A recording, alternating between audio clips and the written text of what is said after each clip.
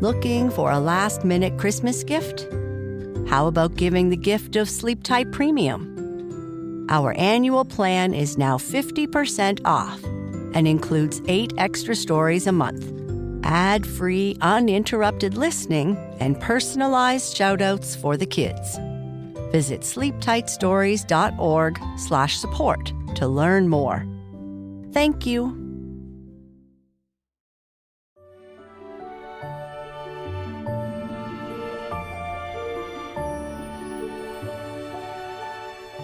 Hello, friends, and welcome to Sleep Tight Stories.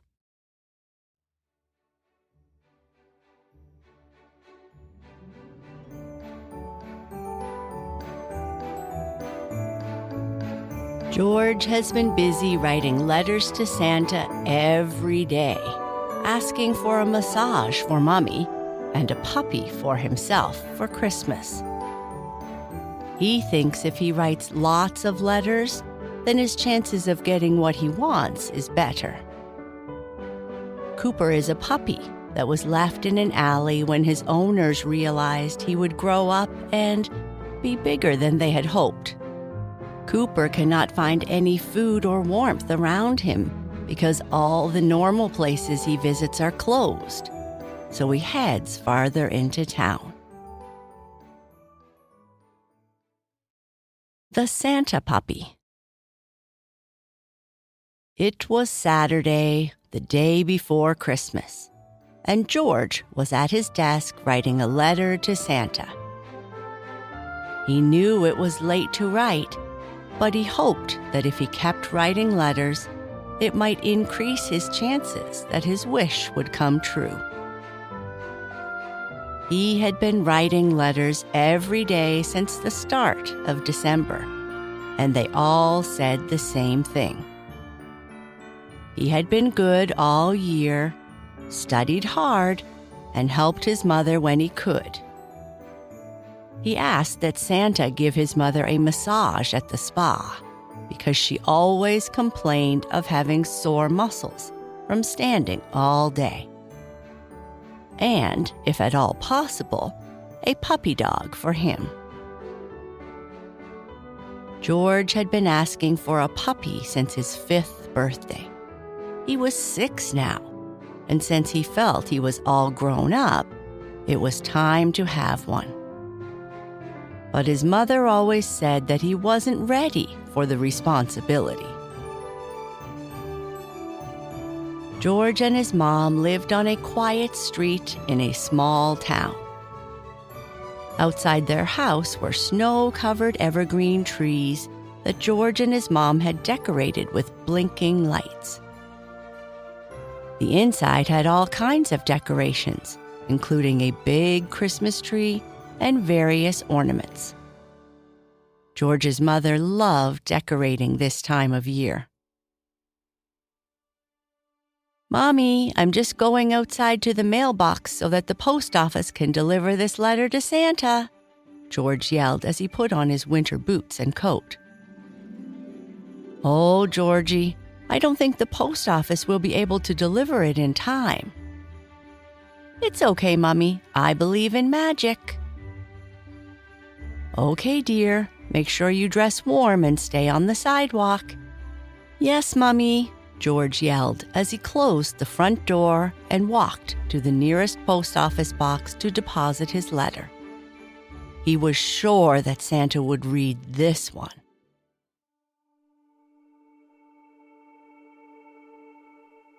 Cooper was cold. He couldn't remember what being warm felt like because he had lived alone in this alley for most of his life. He was a Labrador, and his owners left him here once they realized that he would grow up and be a big dog. The owner of the restaurant that bordered the alley was very friendly to him, building a shelter for him out of scraps of wood and bringing him leftovers most days. But she had been away for a while, and it had since snowed and gotten much colder. "I must really find another place to sleep," Cooper thought. "It's too cold outside. and all the friendly people that used to feed me have not been around for a long time." Cooper remembered his mother on the farm always telling him to remain positive whenever he faced problems, and he was trying very hard to be so. "If I leave this place and can't find anywhere warm, what will I do? If I stay, I might be much too cold. But if I go in search of another place to stay, at least I have a chance," Cooper thought. "I must try."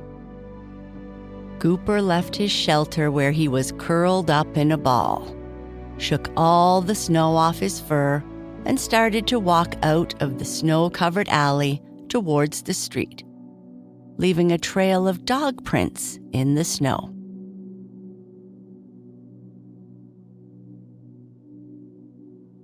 George came back into the house after dropping his letter off at the post office box. He took off his coat and boots, putting them neatly away, and walked into the kitchen where his mother was drinking that yucky coffee she seemed to always be drinking. "Did you have a good walk, Georgie?" his mother asked. "Yes, Mummy. The sidewalk was cleared, and it wasn't too cold. I shoveled our walkway as best I could before I came back in." "Wow, thank you, little man. You are such a big help. I was procrastinating going outside to do that very thing." "It's okay, Mummy. I know your muscles are sore and you need a rest. That's why I asked Santa to bring you a massage for a gift." "Wouldn't that be nice?" his mother laughed. "You know, Georgie, Santa may not be able to deliver the other wish you asked for in your letter. Sometimes he waits until kids are older, even kids as helpful as you." "I know, Mummy, but I believe in magic." George's mom sighed. "Oh."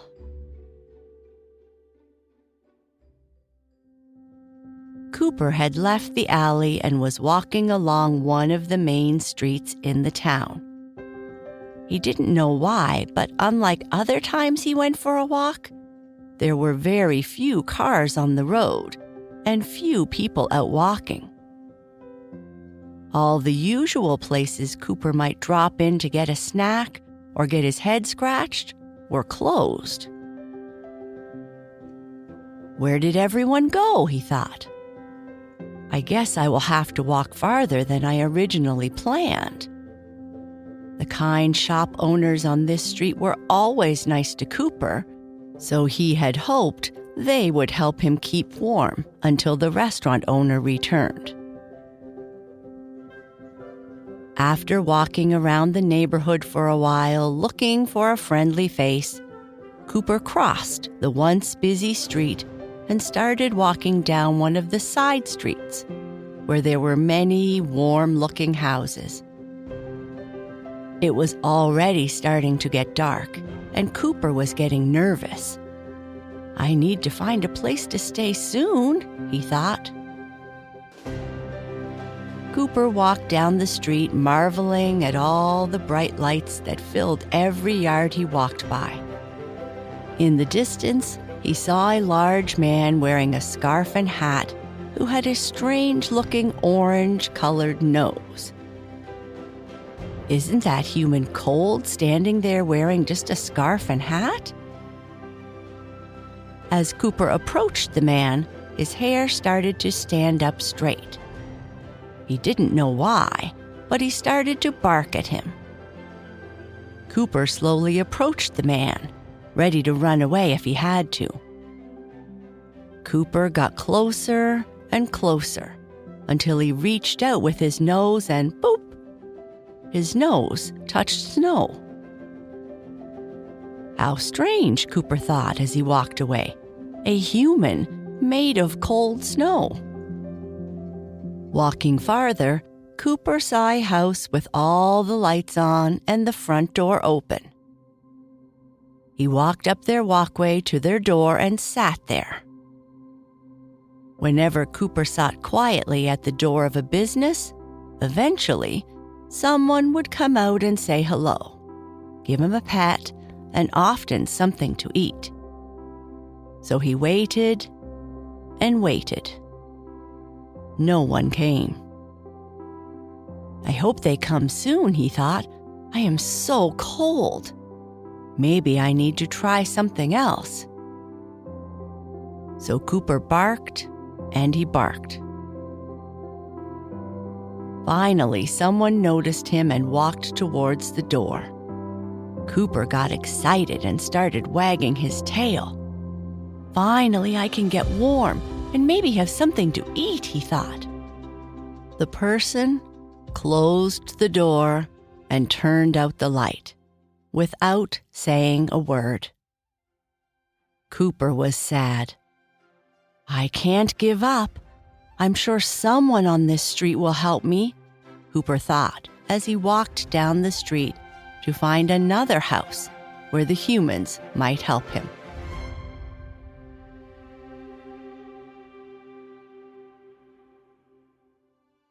Okay, little man, it's time for bed, George's mother said.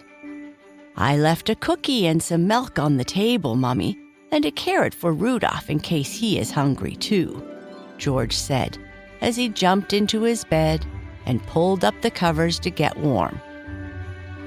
I'm sure Santa and Rudolph will appreciate the snack. Now remember, little man, you must stay in bed and go to sleep so Santa will come. I will try my very best, Mummy. Really, I will, George said with excitement. It took George a while, but he eventually went to sleep. Sometime later, he was woken by a noise. The house was really quiet.